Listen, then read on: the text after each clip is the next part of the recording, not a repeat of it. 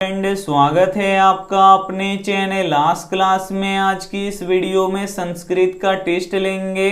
इस टेस्ट में काफी महत्वपूर्ण 30 ऑब्जेक्टिव प्रश्न रहेगा जो आपके बोर्ड परीक्षा के लिए काफी महत्वपूर्ण रहेगा। तो एक भी प्रश्न आप लोग स्किप मत कीजिएगा, टेस्ट को बिल्कुल शुरू से लेके अंत तक दीजिएगा और लास्ट में हमें जरूर बताइएगा कि आपका 30 प्रश्नों में से कितना सही हुआ। और चैनल को अभी तक आप सब्सक्राइब नहीं किए हैं तो चैनल को सब्सक्राइब कर लीजिएगा और सब्सक्राइब करने के बाद एक बेल आइकन आता है तो बेल आइकन को दबा के ऑल पे कर लीजिएगा ताकि जब भी लाइव क्लास हो तो आपके पास नोटिफिकेशन पहुंचता रहे। तो आइए शुरू करते हैं पहले नंबर प्रश्न से। तो पहला नंबर प्रश्न है कि टंकारा ग्राम किस राज्य में स्थित है। ए ऑप्शन है गुजरात में, बी ऑप्शन है बिहार में, सी ऑप्शन है उत्तर प्रदेश में, डी ऑप्शन है मध्य प्रदेश में। तो यहाँ पे आपको बताना है कि टंकारा ग्राम किस राज्य में स्थित है। तो टंकारा ग्राम गुजरात राज्य में स्थित है, इसे आपको याद रखना है। यहाँ पे ए ऑप्शन बिल्कुल ही सही हो जाएगा।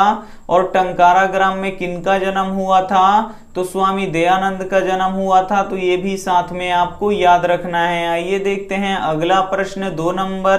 दो नंबर प्रश्न है कि मूर्ति पर चढ़कर कौन प्रसाद खा रहा था। ए ऑप्शन है कबूतर, बी ऑप्शन है चूहा, सी ऑप्शन है कौवा, डी ऑप्शन है चींटी। तो यहाँ पे आपको बताना है कि मूर्ति पर चढ़कर कौन प्रसाद खा रहा था। तो मूर्ति पर चढ़कर चूहा प्रसाद खा रहा था, इसे आपको याद रखना है। यहाँ पे बी ऑप्शन बिल्कुल ही सही हो जाएगा। ये देखते हैं अगला प्रश्न।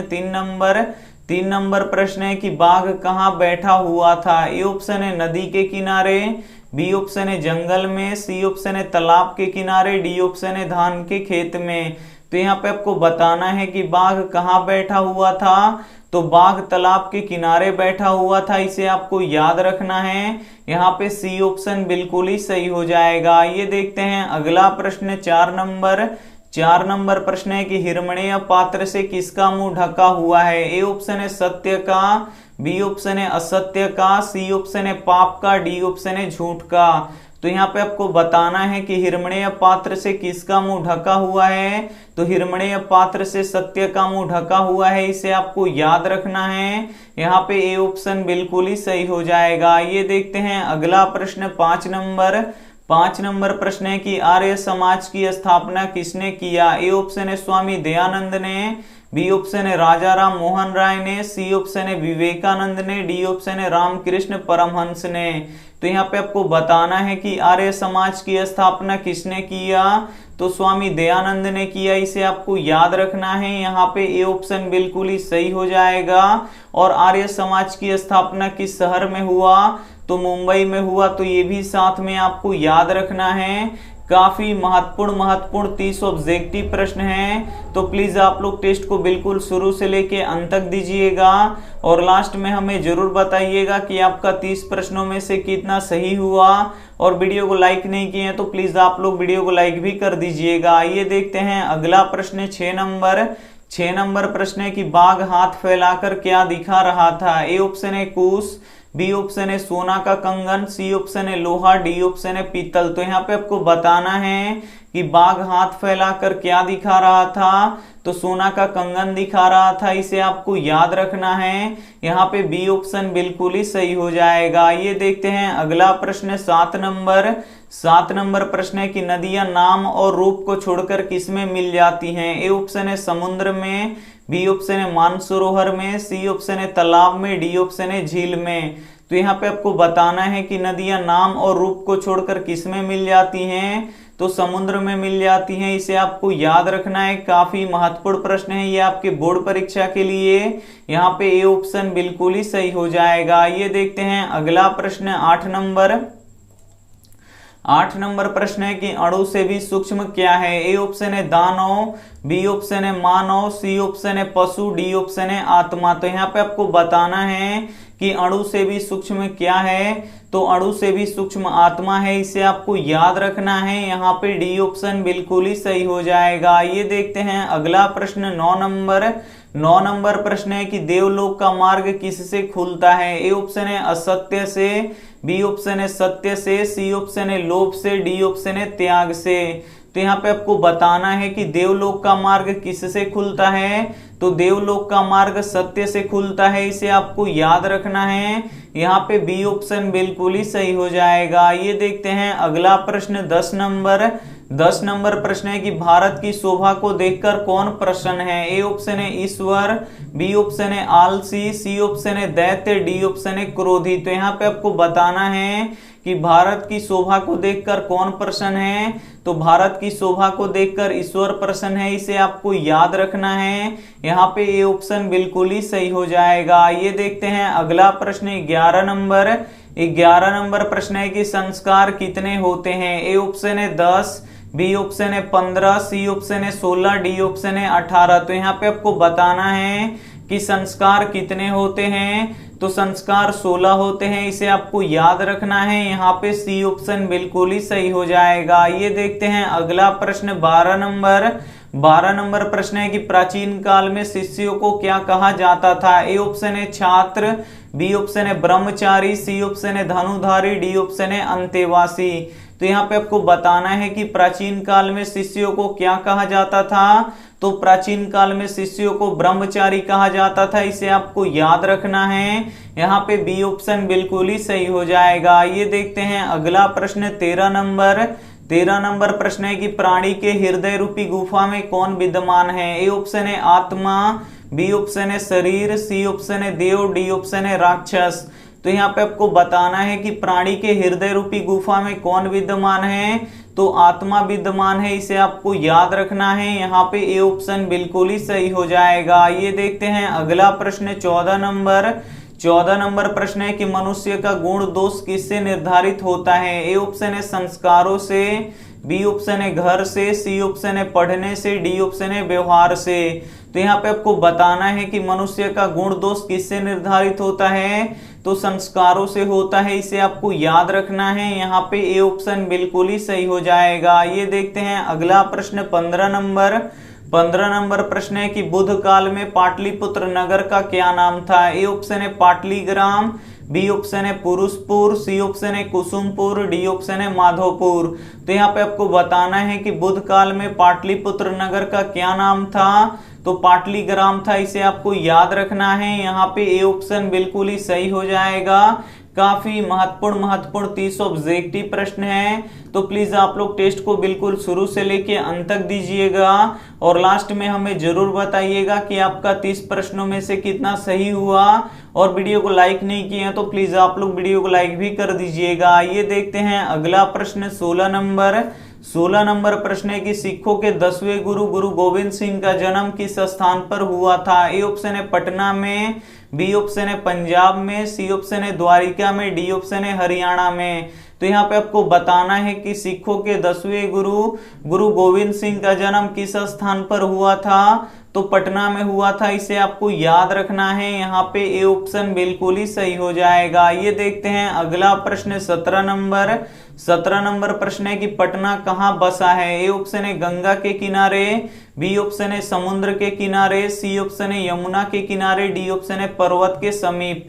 तो यहाँ पे आपको बताना है कि पटना कहाँ बसा है, तो पटना गंगा के किनारे बसा है, इसे आपको याद रखना है। यहाँ पे ए ऑप्शन बिल्कुल ही सही हो जाएगा। ये देखते हैं अगला प्रश्न 18 नंबर प्रश्न है कि भीखनटोला गांव किस राज्य में स्थित है। ए ऑप्शन है बिहार में, बी ऑप्शन है झारखंड में, सी ऑप्शन है मध्य प्रदेश में, डी ऑप्शन है उत्तर प्रदेश में।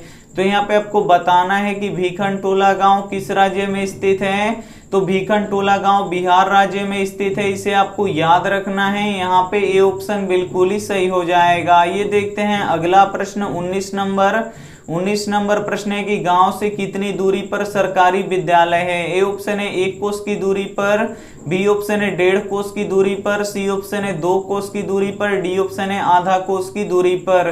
तो यहाँ पे आपको बताना है कि गांव से कितनी दूरी पर सरकारी विद्यालय है, तो 1 कोस की दूरी पर है, इसे आपको याद रखना है। यहाँ पे ए ऑप्शन बिल्कुल ही सही हो जाएगा। ये देखते हैं अगला प्रश्न 20 नंबर प्रश्न है कि विवाह एक संस्कार होता है। ए ऑप्शन है पवित्र, बी ऑप्शन है निर्मल, सी ऑप्शन है अपवित्र, डी ऑप्शन है शुद्ध। तो यहाँ पे आपको बताना है कि विवाह एक संस्कार होता है, तो विवाह एक पवित्र संस्कार होता है, इसे आपको याद रखना है। यहाँ पे ए ऑप्शन बिल्कुल ही सही हो जाएगा। ये देखते हैं अगला प्रश्न 21 नंबर प्रश्न है कि अंत्येष्टि संस्कार कब होता है। ए ऑप्शन है जन्म से पूर्व, बी ऑप्शन है जीवन में, सी ऑप्शन है मौत के बाद, डी ऑप्शन है शादी में। तो यहाँ पे आपको बताना है कि अंत्येष्टि संस्कार कब होता है। तो अंत्येष्टि संस्कार मौत के बाद होता है, यानी मृत्यु के बाद होता है, इसे आपको याद रखना है। यहाँ पे सी ऑप्शन बिल्कुल ही सही हो जाएगा। ये देखते हैं अगला प्रश्न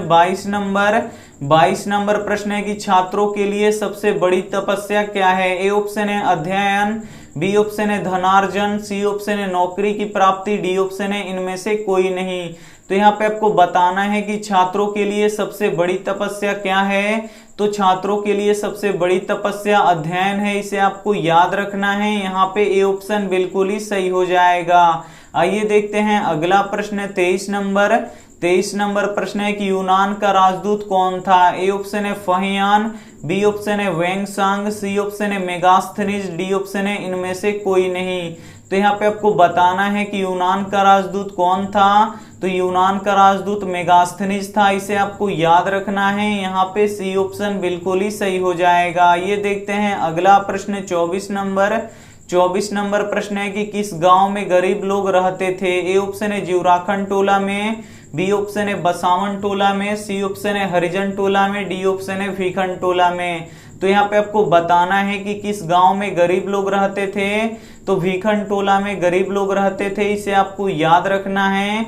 यहाँ पे डी ऑप्शन बिल्कुल ही सही हो जाएगा। ये देखते हैं अगला प्रश्न 25 नंबर प्रश्न है कि सरस्वती का कुलगिरी कौन सा नगर है। ए ऑप्शन है भागलपुर, बी ऑप्शन है नालंदा, सी ऑप्शन है पाटलिपुत्र, डी ऑप्शन है दरभंगा। तो यहाँ पे आपको बताना है कि सरस्वती का कुलगिरी कौन सा नगर है।